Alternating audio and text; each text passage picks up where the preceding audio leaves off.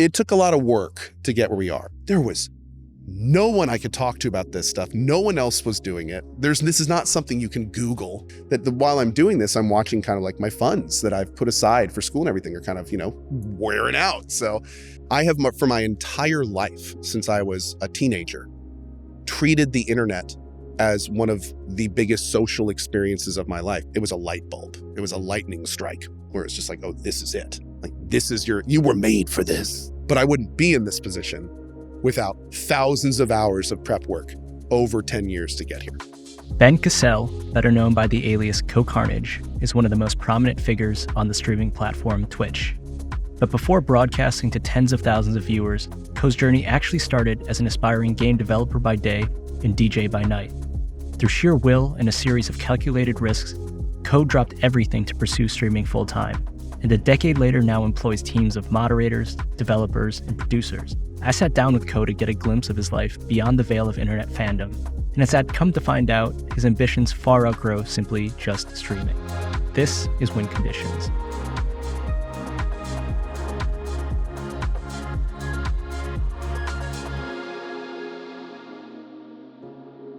Well, so my biggest question, we've chatted, we've been getting to know each other, through both like your professional streaming days and what you've done on camera. I was curious to ask you, who's like Ben? Who's, the person behind Cohh Carnage? What was the environment in which you grew up and what led you to, your relationship with games? Where I grew up, there weren't really a lot of other gamers. Because I was kind of an early adopter in some ways for my demographic, it inadvertently was a little bit lonely because I was the only person that was even half as interested in this stuff as everyone around me. So as I got older and started realizing really what games encompassed, that's when I first discovered EverQuest. And I realized, like, wait a second, not only is this my games and my passions, but I can do this in a world with other people, and I can meet these people, and I can, learn about them and talk to them. And the joke I make these days is that I essentially grew up in Norrath, which is the world of EverQuest.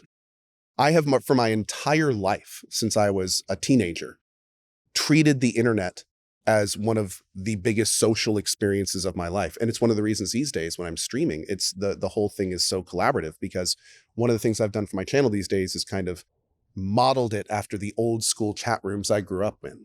These days, I play games, I make games, I love games. It's my hobby and my passion and my job and everything in one nice, neat little package. I like to ask the question, how did your parents at all influence your career aspirations or the things you ended up getting into?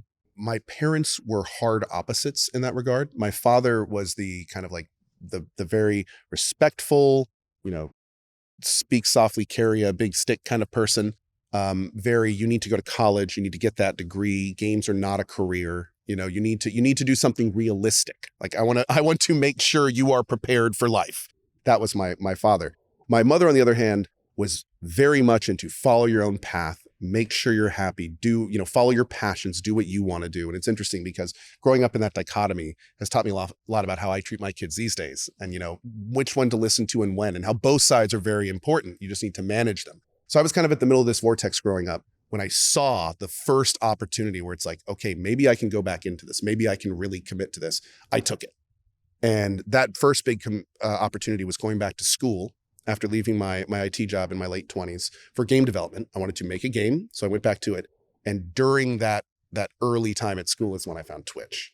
The sea parted and the clouds cleared. And that's when I saw what that was and what it all entailed. It was a light bulb. It was a lightning strike where it's just like, oh, this is it. Like, you were made for this. That kind of situation. Yes. It brings together all the things I've done. It brings together the community management of my guild leading, the being in front of people for my DJ days, the technical aspects from my coding, the group, the IT project management from my IT position, the customer service aspects. It really was kind of like bringing everything that I'd been quasi working on from a skill set perspective into one environment, and then gives you the option to make your own success with it. So it's not like anyone else is using your talents. You're using everything you've learned to progress yourself to where you want to be. And that's where it all just kind of clicked. How did you pick up your tone, your voice? You're, seemingly a pretty extroverted person. Did these come prior to games, like where you picked up some of these skills to speak and entertain and like identify at least what makes something entertaining and understand like how to lead a bunch of people on the internet, which is kind of an interesting skill set in itself? Herding cats. So that's a great question. And it's interesting because a lot of what I do and a lot of how I do it, I have a phenomenal time doing it, but I can safely say that it was very much a learned way to do it. I am not an extrovert. I'm actually relatively introverted. So the kind of extroverted angle that I have, and this kind of is not so much kind of what the type of person I am. It's more of what I am doing these days to kind of facilitate everything that goes on. And I say that not that it's a fake part of me. It's the part of me that is where I am right now in the game industry. It's where I am right now in this whole thing. I love being energetic and having a good time and having conversations like this and being in front of a stream and feeding off that energy. But at the same time, I'm not that person who's going to have a great time in a small room with a few people or talking in front of a room of 25 people. That's not me. And it's interesting because this is one of the reasons that I quasi-failed as a DJ. It's because I loved being in front of people. I loved putting on the show. But progressing in that industry was staying up to 2 a.m. at the clubs and meeting the club owners and getting on the ticket and meeting all the people you need to, and that kind of like large social networking thing. That was the job. The DJing and stuff was the fun part, but the job was all of this like really intense networking that you had to do. And I did it for a little bit. And when I really realized like that's where the job was, that's what made me to leave. Where it's like, that's not for me. And you're like, screw it. If I can be on Twitch, I own the club then. The beautiful thing about Twitch is that you literally get to create your own world. When I first started streaming, I very much was just like, I'm just going to play games people watch. That's great. I did that for a while and the whole thing fell apart because I didn't understand what I was doing. I didn't understand why I was successful at the beginning. I didn't understand why I failed over the following 3 months. And when I reinvented my channel is when I really fundamentally realized I get to make this world and I can make it however I want. So I said, okay, I want to always want to smile. I want people to be nice to each other. I want people to have discussions. And if they have counterpoints or get into an argument, they can solve it civilly. I want people to come in and say hi and have 10 people say hi back to them because they're all regulars and they're all the time. I want to be nice to them. I want to respect them. I want them to be nice. And I want them to respect me. And I realized that, that's not a pipe dream on the internet. I have all the tools to make that happen. I can bring in people from the community that want to facilitate that.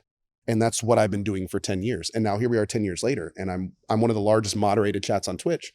And every day when I log in, I say hi. I've got a custom program that everyone says hi for the first time they go on a list. I see the same names I've seen in some cases every day for 10 years. We're hanging out in the morning. We're saying hi. I'm drinking my coffee. We're catching up on news. And then we all just start playing a game. And for me, it's kind of like, I grew up in situations where some of my favorite hangout times were me and a bunch of buddies in a room. But are we talking, interacting, and playing? No, he's watching TV. I'm on my laptop. He's on his computer over there. And we're all just existing together and having a good time. I wish you could preserve those moments of life for forever to some degree. Right? When you can just be at the age when everyone's doing their own thing and you're all just like still, it's almost like a salon where you can have free ideas. People are kind of like all doing their own thing, but you're there together. That's Twitch.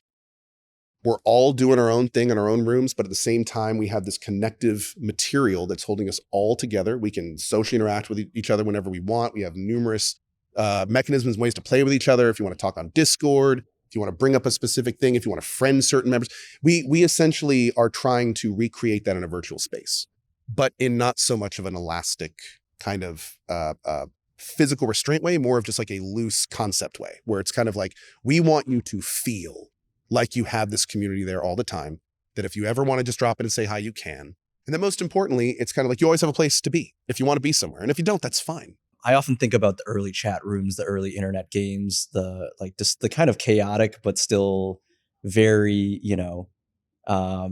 just like kind of decentralized. There's no rules, there's no regulations. Everyone's just kind of in these spaces. Do you think you had any advantages like seeing that pre-era now moving into the kind of like the realm of always online, always talking to people on the internet? It's like this, omnipotent part of our lives. For me, having gone through, Apple II, original Nintendo, having to build my first PC out of, hybrid parts, first chat rooms, Norrath, all these small pushes forward, have not only let me kind of see the benefits and the advantages to all these systems, but more importantly, understand where they've come from now and understand what they're good for, what they're not good for, what's being improved on. And all of this information just lets me make the show that I do better.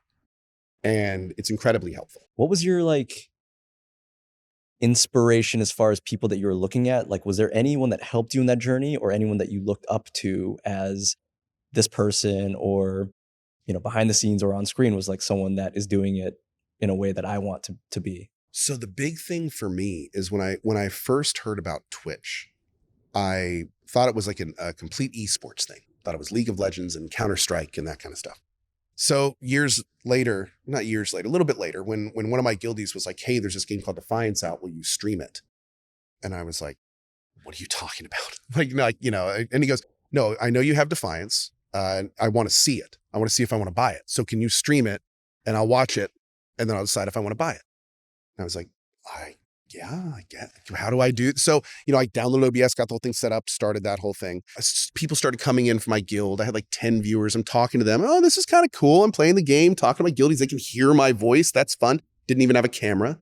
I was using like a $3 Walmart mic. And I'm sitting here like, this is really cool. This is kind of fun. And I remember someone in my chat at the time, I think they said something like, oh yeah, Cohh's going to be the next lethal Frag.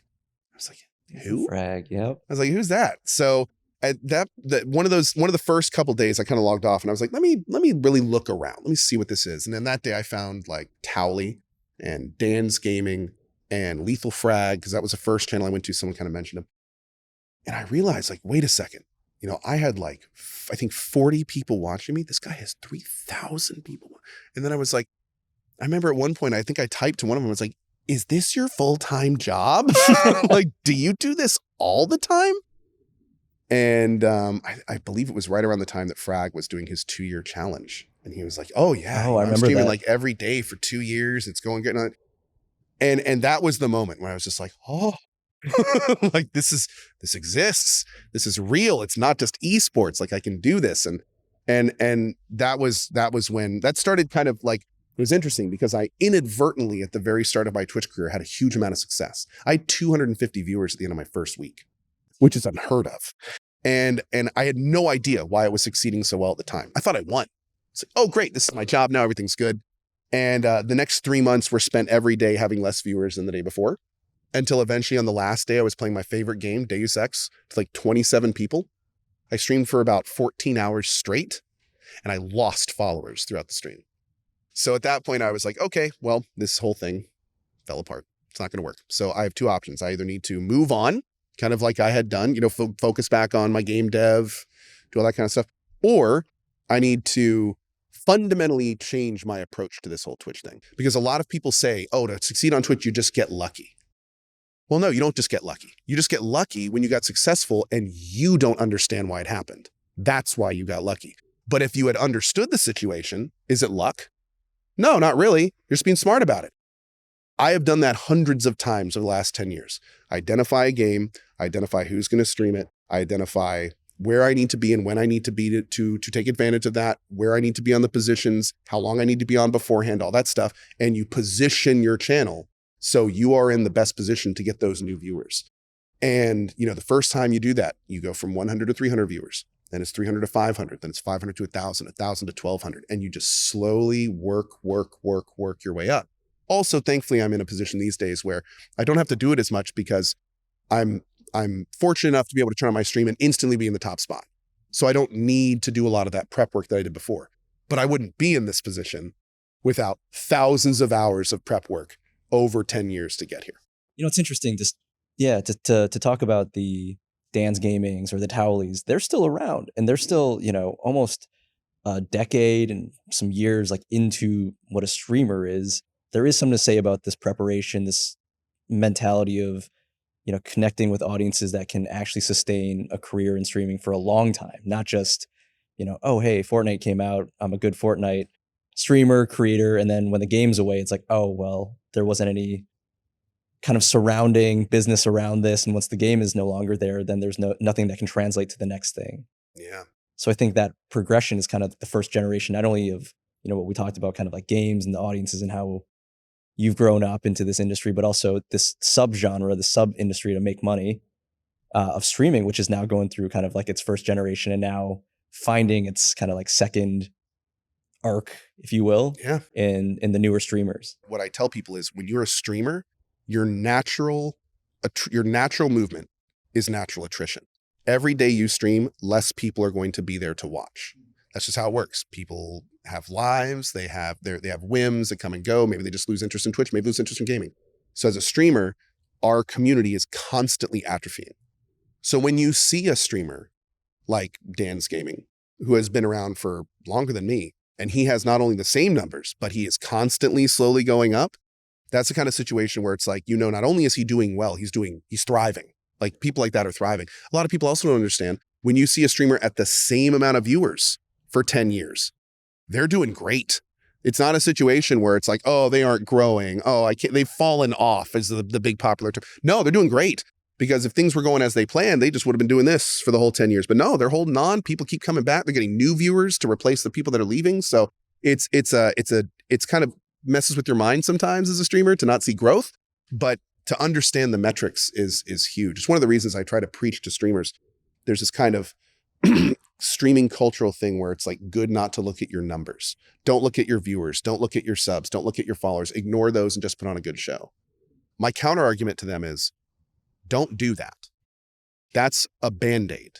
Like what you need to do is you need to fundamentally get comfortable with those numbers. You need to see those numbers as tools, not a representation of your worth. And then you need to take those numbers and you need to utilize them to make them bigger. Because by just hiding all that stuff, you're depriving yourself of incredibly important information that could tell you, hey, there's 3 games I want to play right now.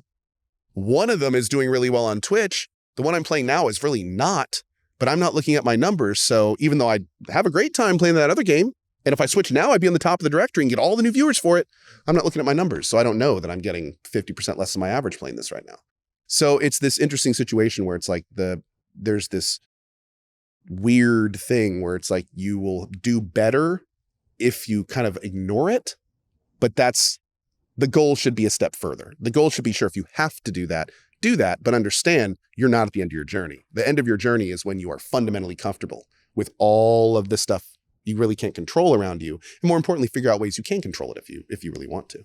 So you right the ship and all of a sudden numbers are, going from a valley and hopefully getting to some of your highest peaks. Like, was there a moment that kind of hit home where you had a stream, a moment, a game where you started playing where like, wow, this is actually like, I am at the level where you can be proud and kind of happy with where you have gotten? With the whole streaming thing, my wife, especially during that first 3 months, was incredibly supportive. She was, even when things were not going well, she was like, keep trying to make it work and keep doing your thing. Okay, sweetie, and of course we had moments when it's like, so you've been doing this like 14 hours a day for like 4 months. How we doing? Just a little check-in, how we doing? And You're not playing Deus Ex anymore, right? We're not really doing, doing is a very broad term. But what happened was we started seeing success in the channel, and my wife has worked alongside me, and she did a bunch of research over at the university we were near, doing like nicotine cessation and things like that. She did a lot of like really, really cool work, but it was also very corporate work, not something she thoroughly enjoyed, we'll say. So as I started seeing success on Twitch, and as we started coming up, we really sat down one night and mathed it out, and we're like, what are we going to need to do to let you quit your job? If I wanted to be the full-time provider on Twitch only, what do we need to do? And we came to this certain number of subscribers that we would have to hit. And that was, and then we started hashtag 2K the dream. That was the dream. This is like, I could not fathom having more subs than that. We're paying all of our bills and more. We're saving money every month. She's not working. Like 2K subs is like, that is it. That is the dream. Where were you at that point? I think like 1,100 when we started. So it was pretty ways off, pretty far ways off. And I announced that to the community. I was like, this is the situation. If we can keep the subs above this number, then I'm here all the time. This is my job. Lena won't work. She can help with, all that kind of stuff. And sure enough, the community very much came together. And over a very short amount of time, we hit that. And that it was interesting because I'd been doing it for months, all the lead up, I was obviously there for all of it, but there was definitely a moment during that day when we hit the number where it was just kind of like, like, this is really happening. Like, this is all, like, it happened. It's not happening anymore. Like, it's happened. Like, this is crazy, and it very, my wife's crying, and like it was a very meaningful moment. And for us, particularly, my wife, as she had been there the whole time for this, it took a lot of work to get where we are. There was no one I could talk to about this stuff. No one else was doing it. This is not something you can Google. Like, I'm literally just doing stuff in this brand new field. I have no idea if it's going to work.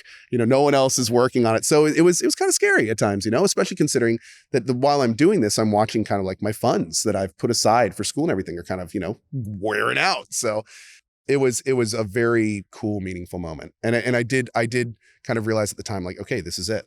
This is real. This is it. I got to make it all happen. And that was in like the first or second year. So. Was there a point where you felt like you were actually influencing the success of a game, or the way that you played something was material to almost another person, another company's business, that was like, oh, wow, like I am an important person of this other company, whether indirectly, you're doing it selfishly for your own entertainment, but then you're like, wow, this has an effect on a bunch of other people. It's interesting because I did not realize any of this early on. I kind of would notice that I would, do a big stream of a big game and have like a big day. And I'd notice that there'd be hundreds of people throughout the stream. Like, oh, I'm going to buy this. This looks great. That kind of stuff. I knew there was an effect there.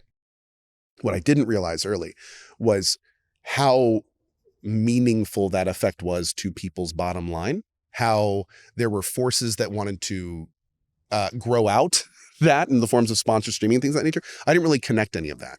It wasn't until, funny enough, one of the first real sit downs that I had with my first management team, where they were like, okay, we need to talk.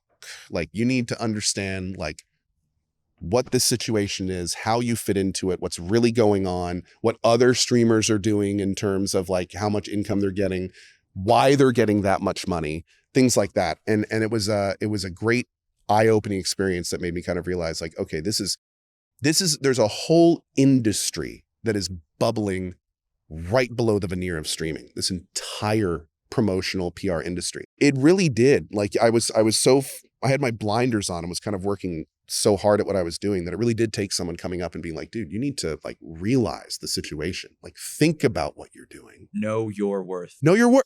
That's huge. For streamers, that's huge. That is in fact like the mantra that they would kind of punch into me, is like, you need to establish value. You need to know what your time is worth. You need to know what other people that are doing what you do, what their time is worth. Like, this is a real industry. And at the time it was just starting. And they were basically like, the earlier you wrap your head around this and get your foot in the door, the better. And sure enough, I do a lot of sponsored streaming these days. And I can pretty much say that conversation is one that I think about frequently. So, well, the evolution is know your worth, but then when sponsorships are flowing, there's probably a new meta where you have to almost turn down things where you could trade money, but that could also start diluting your product. I turned down about 90% of the sponsorships that come through. 90. I would say between 80 and 90. And that's because I get tons of sponsorships for sponsorship requests for gambling sites, mobile games, gotcha mechanics, games I wouldn't play, games that are completely outside of my wheelhouse. Especially during the NFT and crypto craze. Just I think in 1 week I received over 100 offers for paid things. What sponsorships a streamer takes directly reflects on that streamer, and it is up to them to vet those sponsorships. Was there ever a point where you got past kind of your hump? You started being smarter about the way you were streaming. The money was kind of flowing. Was there any points where you thought that was going to run out at any point? And do you just like live day by day, stream by stream, smarter and smarter? Or was there anything that, you had another kind of like point where like, damn, this is like, do I want to be doing this? So the unfortunate thing is that point was today, and that when I get home, no one's going to watch my stream. And the unfortunate thing is when I get home and people watch my stream and I'm like, cool, it worked today. Well, tomorrow's going to be the day after that. Then it's the next day. So the short of it is streaming in whole is never something you plan for. It's a wave you ride. And, I am here promoting and doing this as long as I can. But the understanding is that Amazon could turn Twitch's lights off tomorrow. They could just decide they didn't sell enough money. And maybe for the last 2 years, they've been looking for buyers and couldn't find one. So they're like, you know what? Not worth it. Turn it off. There are millions of things that could lead this train to derail tomorrow. And I act like every day is that day. Well, let's talk about what you've been doing recently. And I feel that your life starting off kind of studying game development, then dropping out, and then now almost having the front seat in a game development project and also helping so many other developers in their process. What has that been like? Has that been redemption? Do you actually feel like your seat at the table is like driving value?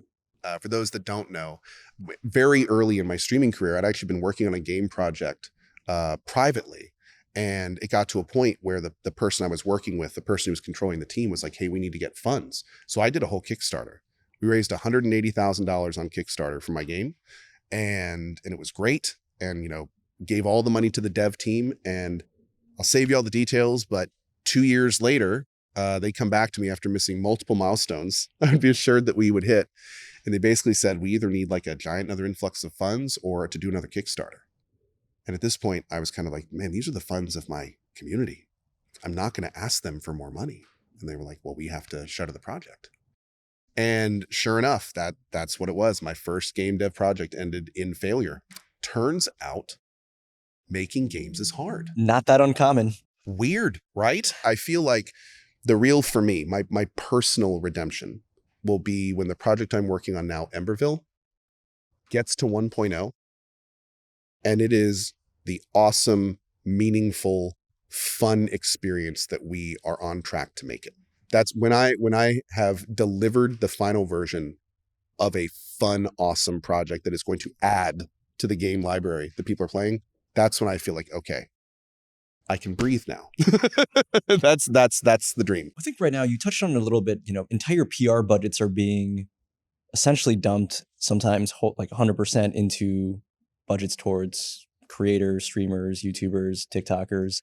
What do you see happening? I mean, like traditionally, these firms would put some press release on a wire, news sites would pick it up, traditional media and writers would write whatever they'd want and give a rating. But do you think that that's like just an era that is a bygone era and now it's just kind of like moved into this more visceral, like real time, almost like moment to moment, reaction and almost a visceral feeling because it's just more real than some like asynchronous, more emotional, technical. And it's interesting because you hit the nail right on the head. I mean, it's also so wild because very similar to like what I'm dealing with streaming is how PR companies and budgets are dealing with this new changing world. Like they don't know the best ways to work it out. And what's hilarious is there's so much fraughtness. There's so much like such a lack of understanding, not to their discredit, just because of the environment doesn't foster it. There's such this lack of understanding of what really works and what doesn't, that we're now seeing entire companies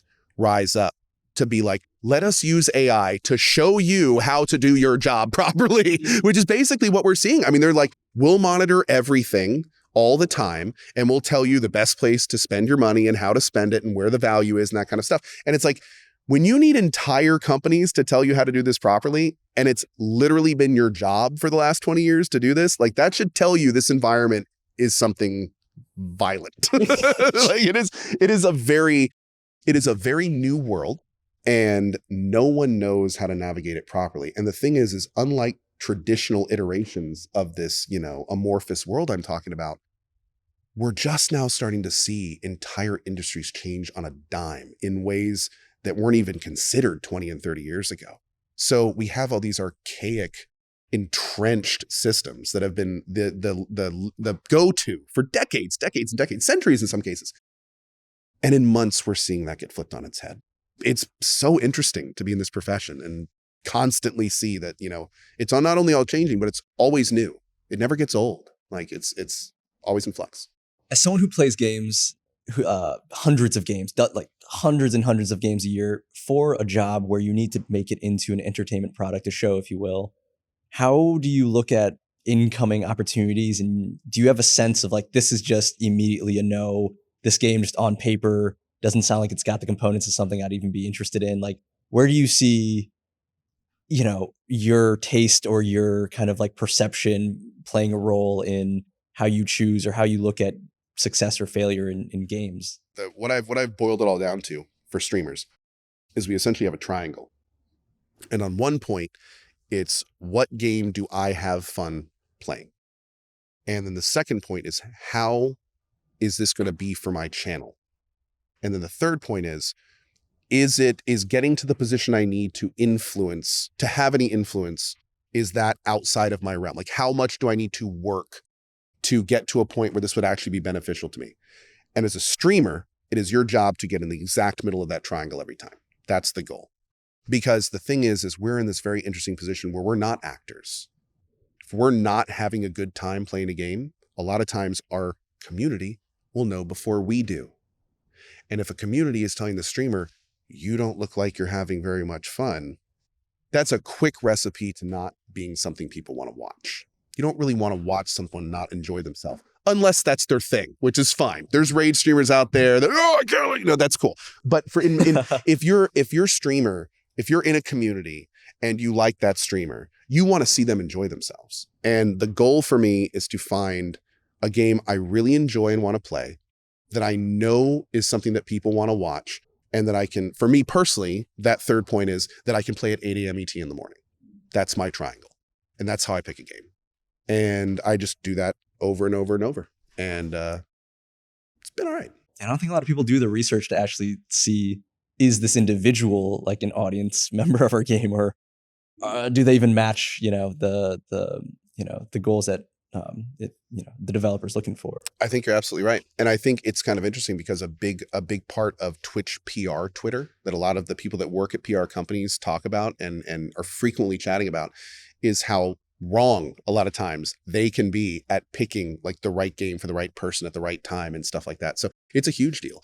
And also on top of that, with the game dev thing, that brings up this other wildly interesting discussion about, at what point do you draw the line between what you think will be presentable and what is your vision? And then on top of that, the whole money thing, where it's kind of like, if that were true, what you were saying, I mean, we've had Call of Duty games flop. I mean, you literally cannot put more resources into a game. And it's like, and some of those just go under. Hundreds of millions of dollar marketing budgets. 2042. I mean, that was the next big hype Battlefield game. I was excited for that game and it lost millions. So it's the kind of situation where every developer would have to make that decision for themselves on how much, because at the end of the day, in a lot of ways, depending on the mindset of the developer, that could be a sacrifice. It could be a sacrifice of their vision to make the game more palatable or more marketable. At that point, you're talking general themes of like, how much of you are you willing to give up for success? So it really depends on the company. And we have seen countless examples of companies that lean both ways, companies that are super hard-headed in their game vision and they're like, no, this is how we're going to do it and you're going to like it. Or you have the companies that just lean way too much the other direction. And what's even crazier is like a good example of this was this old game called The Culling. Oh yeah. Where when The Culling came out, it had a good success. I mean, tons of streamers were playing it, tens of thousands of viewers. It was great. And then the vocal minority started screaming for changes and this needs to be balanced and this kind of stuff. And they listened so much, they made so many changes so quickly that the Twitch streaming community lost interest. It's so funny you say that. I feel like a trend is community, like, develop in public, community first. It feels good. Like, it's good to say it. And sometimes it gets mistaken for just transparency and communication versus actual design decisions being completely what the players want, which is in some, I think, you're saying if you dilute the original vision too much, then it's predictable and it's not exciting. And I mean, like, in a world of, you want to be shocked, you want crazy Larians and Palworld, like Helldivers, like you want exciting things you didn't expect to come versus something that you feel like is already predictable. Safe. Safe. We have enough safe, exactly. You're exactly right. Yeah. So it's almost the marketing of games can skew both ways. It's like, yeah, well, just be prepared in a community first way that you might just like give the playbook and you might just be an open book, which puts a lot of pressure, not only on you to deliver, but a product to be expected. Yep. Versus those that maybe throw in some curveballs and take some risks and believe in the vision. And with Emberville, the game I'm working on now, we've been looking, because when you decide, we're doing an early access release in Q3, and we have plans for at least a 2-year development after that with community involvement. And of course, that's a very umbrella thing I just said. And there's lots of decisions that have to be made under there that could really, in many ways, decide the success of the project. And we've looked at lots of different ways companies have done it, because you have like the Unknown Worlds, who are very well known with Subnautica for having a wildly awesome early access period. But at the same time, during the very early hours of that, there was an interview with one of the devs where they were like, yeah, so at some point, one of our players was like, why don't I have to eat and drink? And we said, well, because it's not a survival game. And the player said, why not? And we said, oh. And it's like in that one little conversation, they literally changed the entire direction of Subnautica, and it turned out amazing. But it could have turned out terribly. Different than like music and film and most other entertainment, I feel that games, there's 2 paradigm shifts happening. One is kind of the PR and creator, streamer, whatever you want to call it, influencer space, and the old guard of how media has been, getting a product into people's hands and how it gets advertised. But then there's like the platform side, like the Steams of the world, which also are kind of going through the many, like people always ask, is early access, how complete should the game be by early access? Or to your point about the little things, how many little alphas and little playtests do you have leading up to the early access? And is your closed beta your full release? It's like the nomenclature behind. Are you doing a closed beta, or are you doing a PR closed beta? Yeah, right. Yeah. And it's confusing though, because there's some platforms that call it this one thing, or like offer tech tools to give keys or to give an early access where reviews can't flow in. And it's got to be really confusing to even you as someone to know like what to expect once you click, I want to play this. Like Larian early access is probably different than an indie early access. Oh, completely. You got act one of a game versus like barely something that's hanging on. It's both a positive and a negative. The once you've done like enough of them, you start seeing themes in the way that companies are handling them. Like, they'll do certain things at certain times during the development that seems to be relatively standard, like things that work, you'll see over and over. But on top of that, it's wildly variant, and you are always seeing new things from new companies and new ways that they're doing it and how they're responding to it. A great example is Helldivers. I mean, just recently we've had this wild thing where not only is the game super big and interesting, but the developers are on Twitter making like meaningful commentary and like using their platform to not only communicate, but get feedback and then rebound it. And we're seeing like all this super cool interactivity, and you don't really see that too often. So it's great. Palworld is like anti-live. Like they're like, just the game's gonna naturally peter. That's okay. Come back when we're ready again. Like that's a strong, small but bold take to communicate out there. And it's awesome. And it's realistic. And most importantly, people see that and they immediately understand like, oh, that's relatable. Right. We've seen that 100 times. We get that. That's cool.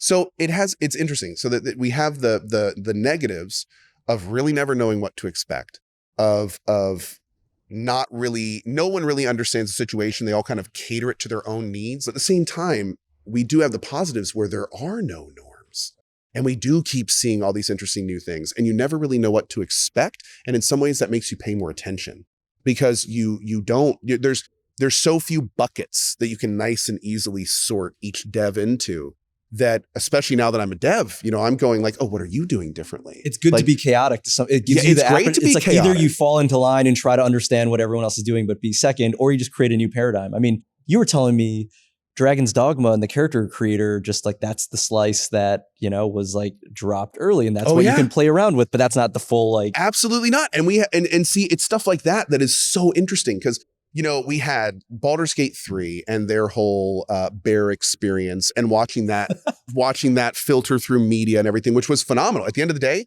there could be a book written on the PR of how properly they did that and how they took their game and jammed it into cultures that never would have heard of it. And then all of a sudden they're selling things that even people that don't play games might find interesting, and in communities that never would have heard about. So it was this like miraculous combination of meme style, intentionally viral PR. And I feel like, and again, just goes to show you like the chaotic nature of our industry. Like that was amazing seeing that unfold.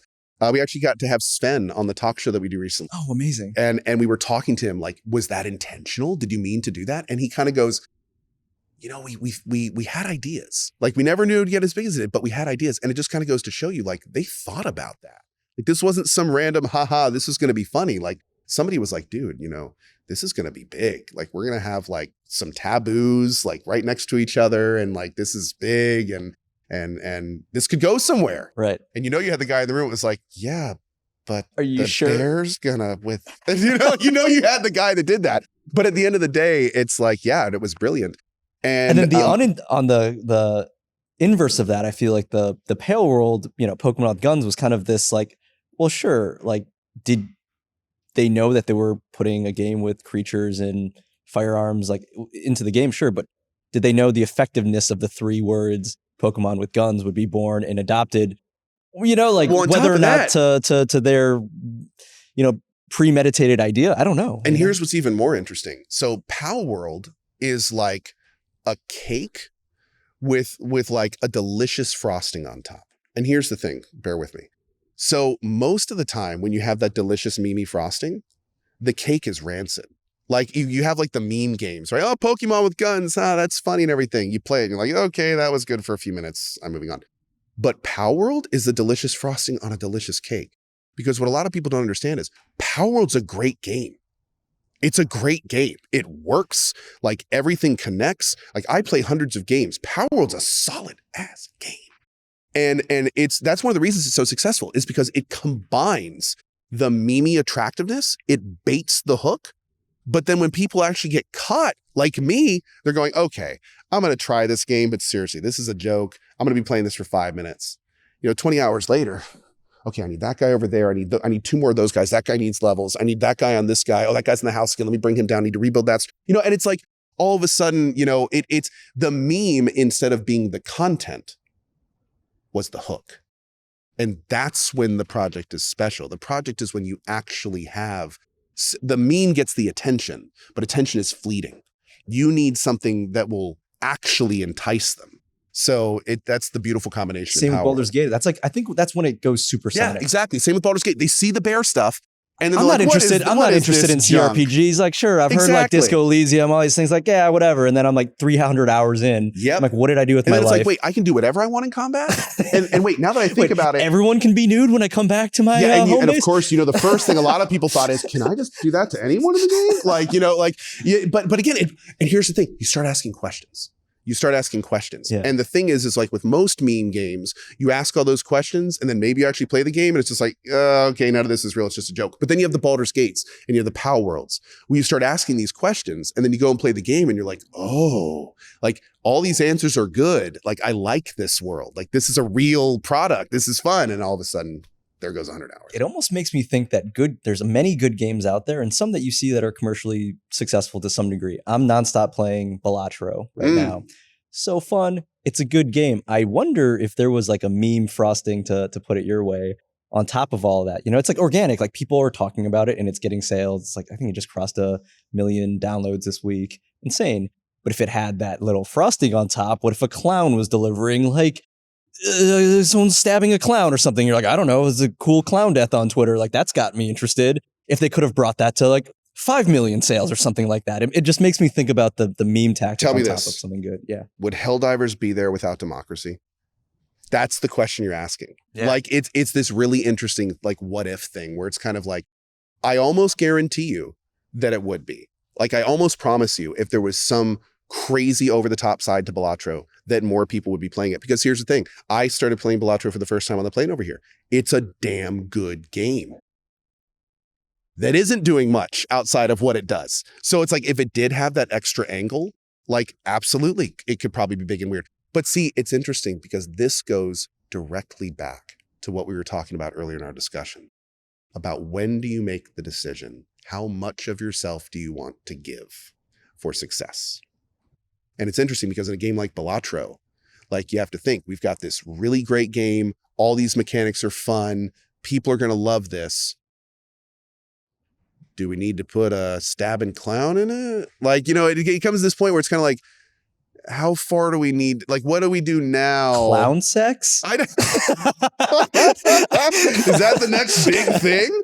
But no, it makes you wonder, like, at that point when they have their vision, if they're adding stuff on they don't really want to, but they know it makes the game sell more, it's like, how far do you want to do that? But no, to answer your question, I think it absolutely would have. I think any game that can get that meme frosting, that's a new thing now, apparently, meme frosting. You can meme frost your product enough. Now it's a verb, look at that. Then it, again, that's the honey. That's the thing that attracts the bees. You just got to make sure you have enough there to keep them interested, Well, this is the thing that excites me the most whenever I talk with you. It starts always about streaming, the psychology of someone who's been so accomplished and has been doing it longer than most. I mean, just like pure sheer amount of resilience and like ways that you've innovated and built all these systems and all these teams around you as a streamer is always interesting to talk about. And then I start talking about games and it's like equally, if not more exciting to know that you're not only highly intelligent about games, highly intelligent about the way that the games go to market, but you yourself are now investing and are developing games. And I just want to say it's always a pleasure to have conversations with you because there's few people that I think can see both sides with such clarity.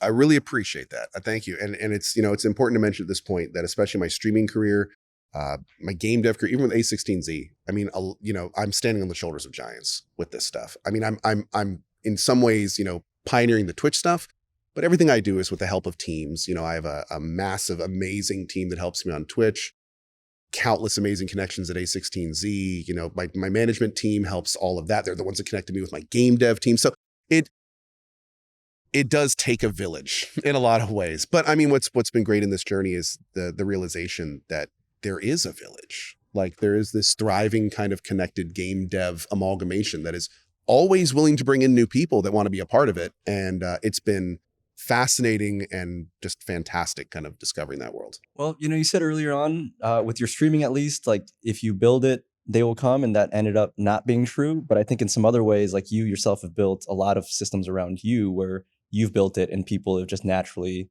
kind of came to the Cohh village. So I'll end with that. And it's been a pleasure chatting with you. I really appreciate it. Thank you for the time. And it's been awesome. Well, good luck with everything. Thank you.